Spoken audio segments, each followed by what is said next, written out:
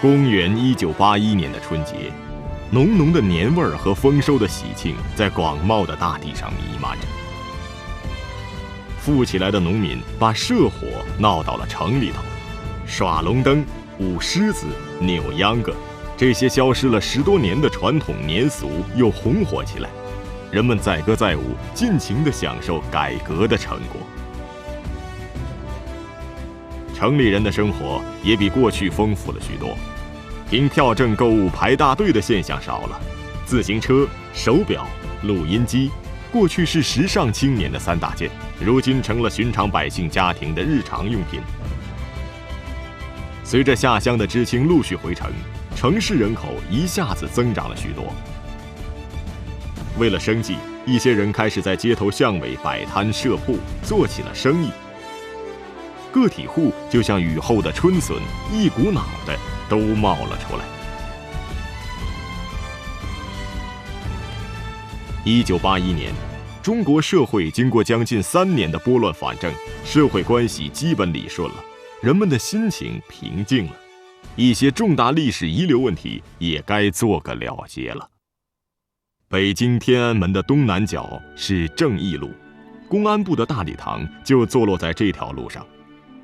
1981年1月，这里是举世瞩目的地方，新中国历史上最大的一次审判，对在文化大革命中犯下严重罪行的林彪、江青2个反革命集团的10名主犯的公开审判，在这里进行。受审判的10名主犯都曾担任过党和国家的重要领导职务，为了保证法律的公正和权威，最高人民法院组成特别法庭，在完成一系列法律程序后进行公开审判。特别法庭是一审审判，终审判决。特别法庭的法官没有回避制度，特别法庭是临时组织的审判机构。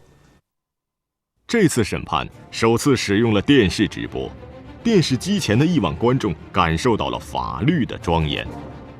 判决宣布后，《人民日报》等各大报纸纷纷发表社论称，这是人民的胜利，社会主义法治的重大胜利，这是一次公正的判决，法治的典范。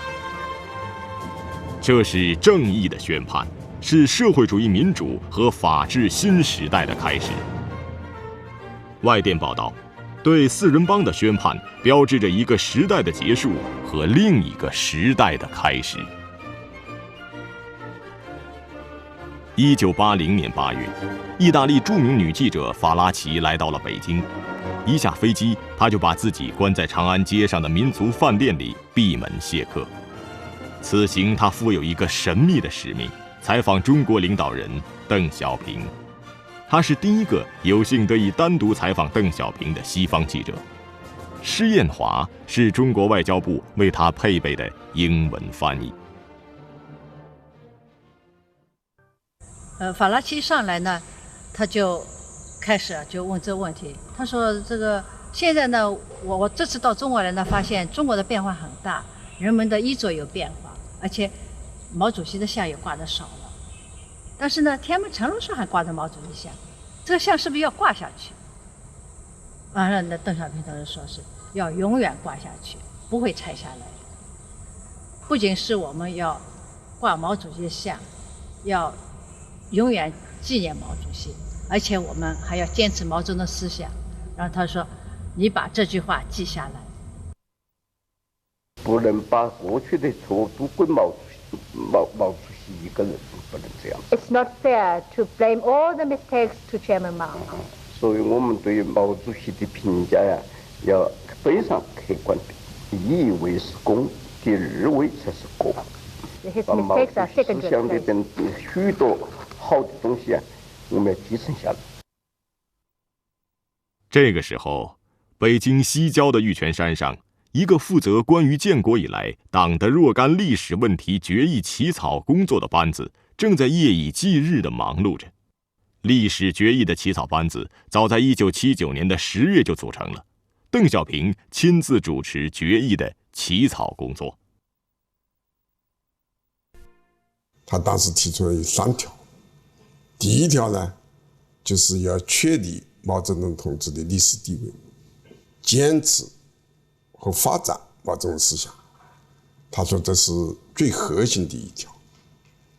第二条呢，就是要把建国以来一些大事，哪一些是正确的，哪一些是错误的，要做出实事求是的分析，包括对一些负责同志的功过是非，要有一个公正的评价。第三条呢，就是对过去的事情要做一个基本的总结。这个总结呢，他提出宜出不宜细。6月27日，中共11届六中全会在北京召开，全会一致通过关于建国以来党的若干历史问题的决议。决议指出，文化大革命是一场由领导者错误发动，被反动集团利用，给党、国家和各族人民带来严重灾难的内乱。毛泽东的错误终究是一个伟大的无产阶级革命家所犯的错误。就他的一生来看，他对中国革命的功绩远远大于他的过失。毛泽东思想是马克思列宁主义在中国的运用和发展，是被实践证明了的关于中国革命的正确的理论原则和经验总结，是中国共产党集体智慧的结晶。没有毛主席，就没有新中国，这丝毫不是什么夸张。毛泽东思想培育了我们整整一代人，没有毛泽东思想，就没有今天的中国共产党，这也丝毫不是什么夸张。毛泽东思想永远是我们全党、全军、全国各族人民的最宝贵的精神财富。关于建国以来党的若干历史问题的决议的通过，标志着中国共产党在指导思想上拨乱反正工作的胜利完成。合众国际社报道说，决议表明中国最高领导人终于对过去取得了一致的看法，现在可以把注意力转向未来了。这一年，托福考试首次登陆中国，向无数中国学子打开了通向世界的大门。新近发行的第一张国内全英文报纸《中国日报》，不仅推动着国内青年人中方兴未艾的学外语热潮，也开启了中国的世界之窗。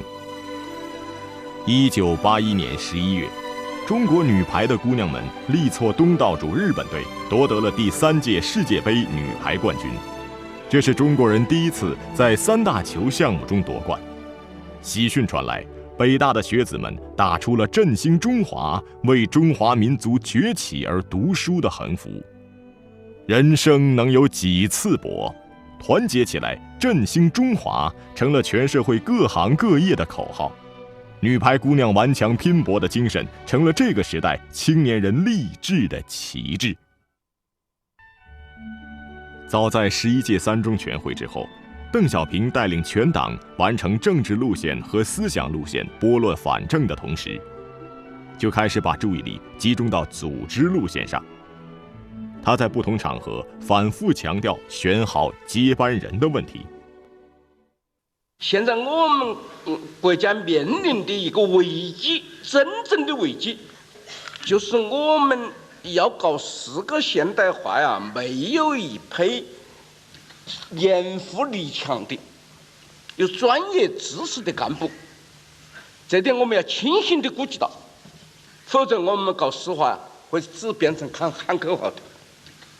老同志要让要认真地选接班人，这是个百年大计，是我们一个战略问题，要有国有民有党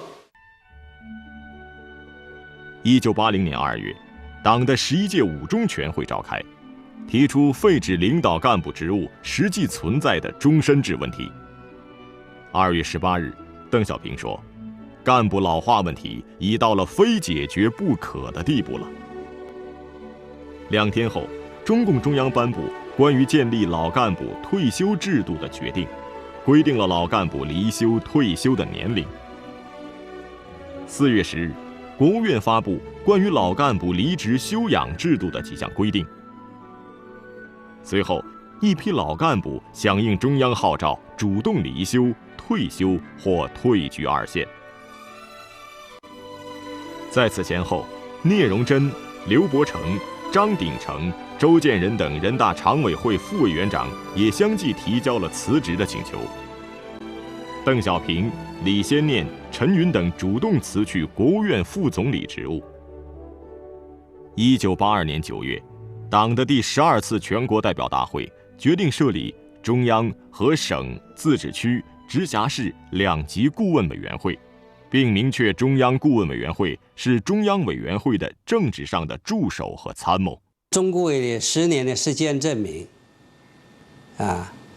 这个中顾委的成立，顺利的完成了新老干部的合作和交替。老同志呢，心情舒畅的离开了第一线。这是小平同志，我们党中央一个伟大的创举。9月1日，中国共产党第12次全国代表大会召开。这是我们党的工作重点转移到经济建设上以来召开的第一次全国代表大会。把马克思主义的普遍真理同我国的具体实际结合起来，走自己的道路，建设有中国特色的社会主义。这就是我们总结长期历史经验得出的基本结论。走自己的道路，建设有中国特色的社会主义，这是一个新的命题，是马克思主义与中国实际相结合的又一次历史性飞跃。中国到底走什么道路？有各式各样的选择。12大说，我们还是要走自己的路，要从中国实际出发，总结中国的成功的经验和失误的经验。这是一条什么路呢？应该从11届3中全会到12大这个几年时间呢，已经走出一个初步的模型来了。那就是说，工作重点转到经济建设上头来，要改革，要开放，要坚持4项基本原则。在会上，胡耀邦代表中央委员会做全面开创社会主义现代化建设新局面的报告，提出党在新时期的总任务，制定了全面开创社会主义现代化建设新局面的行动纲领，并正式把2000年实现工农业总产值翻2番，人民生活达到小康水平作为经济建设的奋斗目标。第12次全国代表大会闭幕不久，9月22日下午，一架负有特殊使命的英国皇家空军专机在北京首都机场降落。有铁娘子之称的英国首相玛格丽特·撒切尔夫人走下了飞机舷梯。几乎与此同时，邓小平也从四川匆匆赶回北京，准备就如何解决香港问题与撒切尔夫人进行会谈。1982年9月24日上午，人民大会堂福建厅，在各方关注下，中英两国领导人举行会谈，就如何解决香港问题进行了激烈交锋。正式会谈一开始，撒切尔夫人就摆出一副先声夺人的架势，强调有关香港问题的3个条约有效，必须继续遵守。邓小平明确地阐述了中国解决香港问题的基本立场。主权问题是不能够谈判的，是说中国1997年收回的问题是不能谈判，不管用什么方式。Is to say, look, there may be a lease, but don't you think it's a matter of self-determination for the people of Hong Kong? And that is where, when you're dealing with China, China said no. sovereignty. It is vital to us and to our people to recover sovereignty of those islands. It is a matter of pride. You see, we would look at not only the territory, but the wishes of the people there. China, I'm afraid, looked at the issue of sovereignty as an important one, and because the people were on that land, they must therefore revert to China. So in that sense, one was depressed. 失望的撒切尔夫人并没有放弃努力，她又打出了一张经济牌。他就是说，你们搞4个现代化，那就需要香港的繁荣。没有英国的管制，香港就没有法繁荣。没有法繁荣就会影响你们4个现代化搞不成或者搞不好，它是这么一个逻辑。当然是个可笑的逻辑了。他是不但这样说，而且还加了一句话，他说：“如果你们要宣布或者实行你们的主张，要把香港收回，那么的话，就会引起灾难性的影响，灾难性的后果。”那么这个话就带有点威吓的性质了。铁娘子的威吓对被毛泽东誉为钢铁公司的邓小平来说，当然无济于事。邓小平告诉撒切尔夫人，香港继续保持繁荣，根本上取决于中国收回香港后，在中国管辖之下实行适合于香港的政策。那么针对着他所谓这个灾难性后果的说法，小平同志又讲，所以如果真的出现夫人刚才讲的会出现什么灾难性的后果或者灾难性的影响，那我们就要勇敢的面对这样的后果做出决策。这话很硬了他最后还讲了一句非常硬的话。我可以跟你这样讲我们希望不要发生什么大的波动，是吧？如果一旦发生什么大的波动，我们要考虑对收回香港的时间和方式，我们要重新考虑。后来小平同志就在中央开会的时候就讲了，我讲这个话，我想他应该懂了。什么叫做另外考虑收回香港的方式和时间？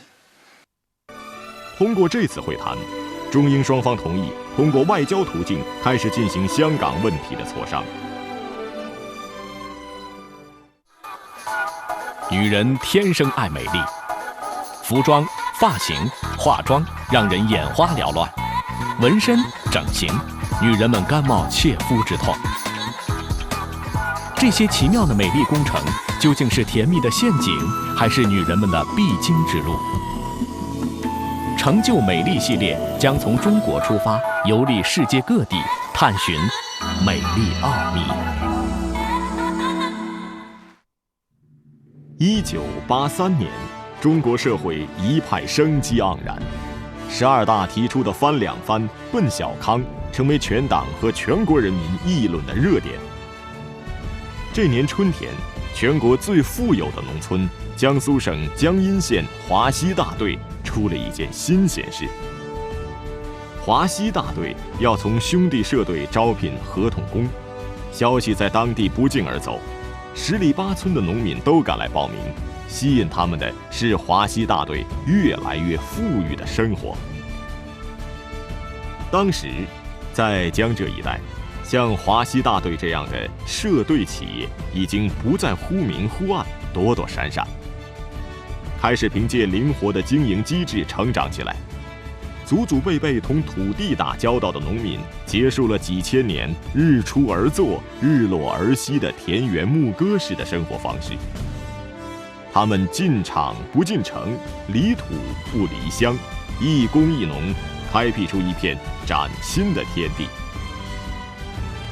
不久，这些社队企业有了一个共同的名字——乡镇企业。这些企业中的农民合同工也成了最早的一批农民工。乡镇企业是中国农民继包产到户之后的又一个伟大创造，被称为中国农村改革的第2次革命。乡镇企业的发展给农村带来了物质和文化生活的巨大变化。我们小康的标准啊，人民要幸福。那么怎么能幸福？我们有3条标准：这生活富裕、精神愉快、身体健康。我们这3花3园是美化、绿化净化，远看像林园，近看像公园，细看农民生活在乐园。所以我们这样的就是小康标准。小康这个富有鲜明中国特色、老百姓感到亲切熟悉的美好概念，是1979年12月6日邓小平在会见来访的日本首相大平正方时提出来的。当时，邓小平用世界上通用的衡量一个国家或地区生产水平和生活水平的人均国民生产总值，为小康之家确定了人均800到1000美元的标准。这样，长期以来十分抽象的中国经济发展战略，变成了与每一个中国人都利益攸关的具体的发展目标。3中全会前后，小平同他就意识到，我们本世纪末实现现代化是很有困难的，所以他提出中国式的现代化。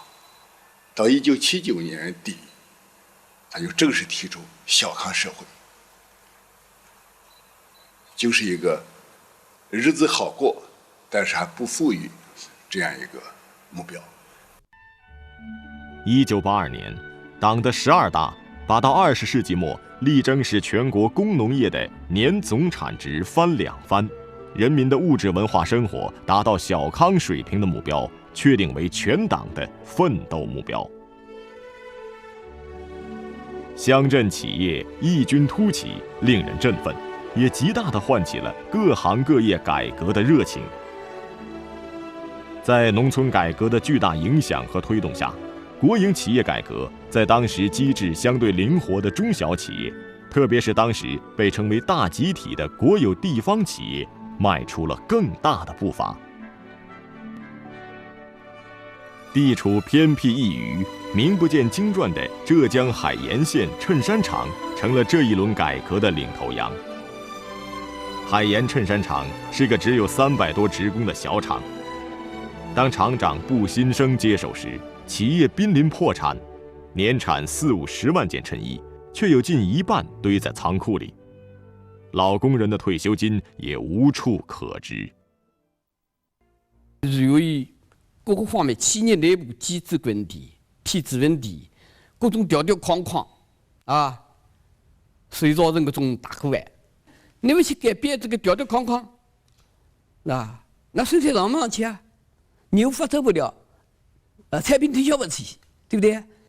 低效率的根子，生产低效率的根子才是平均主义，分配那个平均主义，去大口外。被逼得走投无路的步新生想到了改革。步新生一出手就是几大板斧：一是打破大锅饭，实行联产计酬制；二是抓质量，你砸我的牌子，我砸你的饭碗。此话由步新生说出后，曾风靡一时。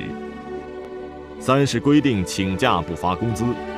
步新生解释，这是为了治一治炮病假这种流行病。